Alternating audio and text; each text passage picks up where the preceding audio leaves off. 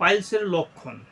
পায়খানার রাস্তায় একটি বা একাধিক আঙ্গুরের মতো বা সিমের বিচির মতো ছোট্ট পরিমাণে মাংস বের হয়ে যায়।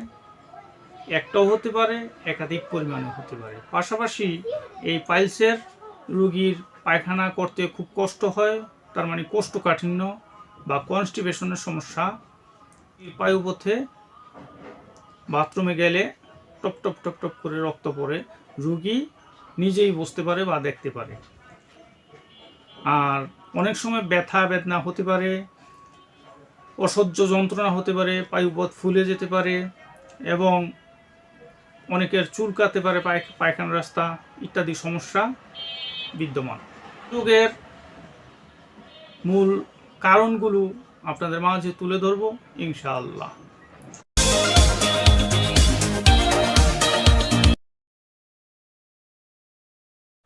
আসসালামু আলাইকুম ওয়া রাহমাতুল্লাহি ওয়া বারাকাতুহু।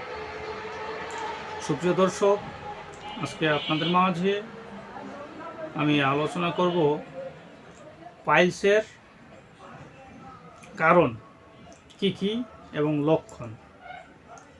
মূলত পাইলস এটি একটি পায়ুপথের রোগ বা পায়খানার রাস্তার রোগ। এটি এক এক অঞ্চলে এক এক নামে ডেকে থাকে। অনেকে পাইলস বলে থাকে, অনেকে অর্শ বলে থাকে, অনেকে গ্যাস বলে থাকে। সুপ্রিয় দর্শক ও আমার ফ্রেন্ড সার্কেল ও আমার রোগী মহোদয়গণ, কাছে এবং দূরে, দেশে এবং বিদেশে, বিশ্বের যে কোনো প্রান্ত থেকে আমার ভিডিওটি দেখছেন অথবা পরবর্তীতে দেখবেন, আপনাদের সবাইকে জানাই আন্তরিক শুভেচ্ছা ও অভিনন্দন। রোগ বিষয়ক, চিকিৎসা বিষয়ক, স্বাস্থ্য বিষয়ক ইউটিউব চ্যানেল ভিত্তিক ভিডিও বার্তা। মূলত আজকে আপনাদের মাঝে আলোচনা করতে যাচ্ছি পাইলসের লক্ষণ। পাইলসের লক্ষণ বলতে পায়খানার রাস্তায় একটি বা একাধিক আঙ্গুরের মতো বা সিমের বিচির মতো ছোট্ট পরিমাণে মাংস বের হয়ে যায়। একটাও হতে পারে, একাধিক পরিমাণে হতে পারে। পাশাপাশি এই পাইলসের রোগীর পায়খানা করতে খুব কষ্ট হয়, তার মানে কোষ্ঠকাঠিন্য বা কনস্টিপেশনের সমস্যা আছে। এবং পাশাপাশি এই রোগীর অনেকের টাটকা গলা কাটা মুরগির রক্ত পড়ে থাকে, মুরগির মতো যেমন টপ টপ করে রক্ত পড়ে। এই পাইলসের রোগীর পায়ুপথে বাথরুমে গেলে টপ টপ টপ টপ করে রক্ত পড়ে, রোগী নিজেই বুঝতে পারে বা দেখতে পারে। আর অনেক সময় ব্যথা বেদনা হতে পারে, অসহ্য যন্ত্রণা হতে পারে, পায়ুপথ ফুলে যেতে পারে এবং অনেকের চুলকাতে পারে পায়খানা রাস্তা ইত্যাদি সমস্যা বিদ্যমান। আর এ রোগের মূল কারণগুলো আপনাদের মাঝে তুলে ধরব ইনশাআল্লাহ। পাইলসের মূল কারণ কোষ্ঠকাঠিন্য, এটি একটি কারণ ধরা যেতে পারে। Piles first degree, second degree, third degree হতে পারে। পাশাপাশি অনেকের এই কোষ্ঠকাঠিন্য হওয়ার বেশ কিছু কারণ থাকে। ঔষধের কারণে হতে পারে কোষ্ঠকাঠিন্য, পায়খানা ধরলে ঠিকমতো পায়খানা না যাওয়া, এটি একটা কারণ হতে পারে। তাছাড়া খাদ্য অভ্যাস উল্টাপাল্টা, সকালের খাবার দুপুরে, দুপুরে খাবার রাত্রে, পানি কম খাওয়া, আঁশযুক্ত খাবার কম খাওয়া এবং রাত্রি জাগরণ, মূলত খাদ্য অভ্যাস উল্টাপাল্টা এটি একটি কারণ হতে পারে। পায়খানা যখন কোষ্ঠকাঠিন্য দেখা দেয়, তখন এই কোষ্ঠকাঠিন্য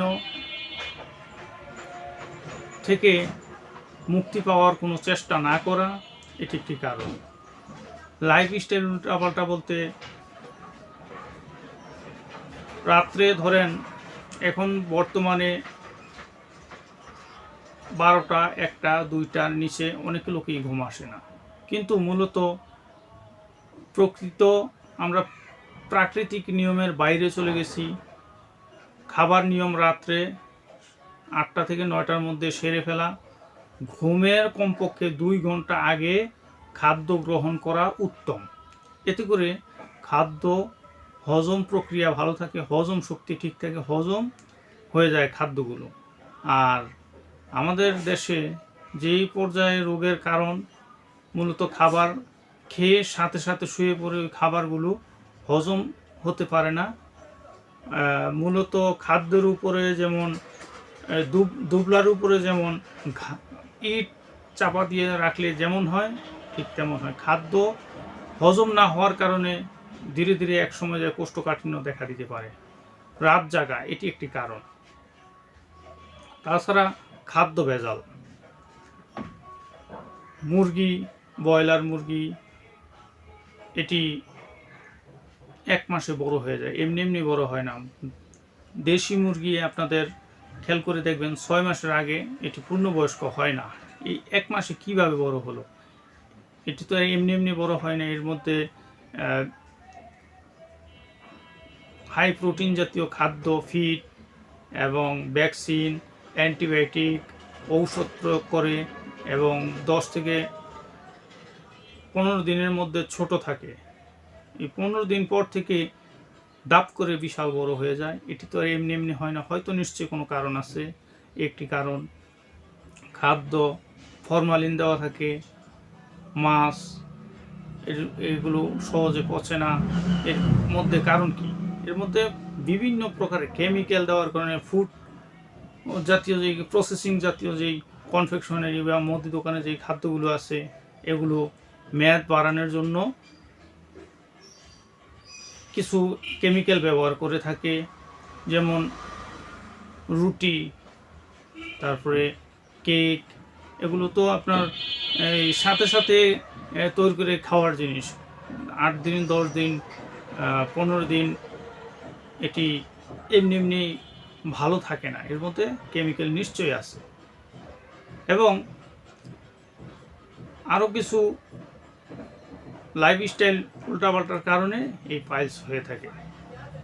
পাইলসের চিকিৎসা নিতে চাইলে একজন ইউনানি, আয়ুর্বেদিক এবং হার্বাল চিকিৎসকের পরামর্শ গ্রহণ করে স্থায়ী চিকিৎসা নেবেন এবং আপনার যে লাইফস্টাইল এগুলো চেঞ্জ করে সঠিক প্রাকৃতিক নিয়মে চলাফেরার চেষ্টা করবেন। তাহলে ইনশাল্লাহ আপনার এই সমস্যা সেরে যাবে। আমার ভিডিওটি যদি আপনাদের ভালো লাগে, লাইক, কমেন্ট, শেয়ার করবেন এবং সাবস্ক্রাইব করবেন। আমার জন্য দোয়া করবেন। আল্লাহ হাফেজ।